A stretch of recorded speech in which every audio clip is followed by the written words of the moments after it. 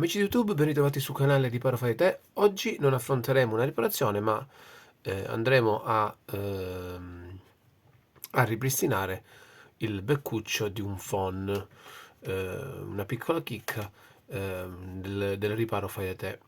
Questo phon, l'unico difetto che ha, funziona perfettamente, ma col calore si è deformato l'ingresso del beccuccio.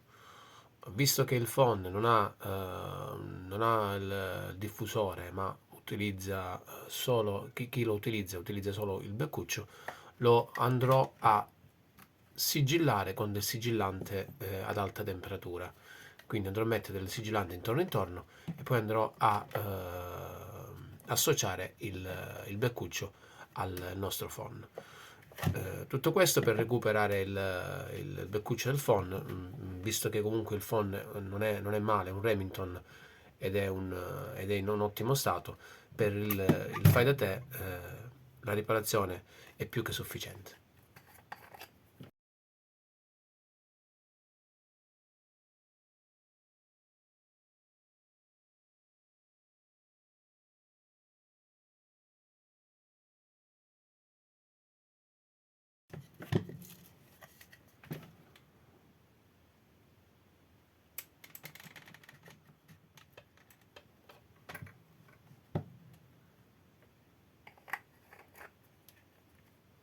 Ok, potrebbe essere una cosa antiestetica, ma per i mezzi che abbiamo e recuperare un phon comunque che è in ottimo stato, questa è la soluzione migliore.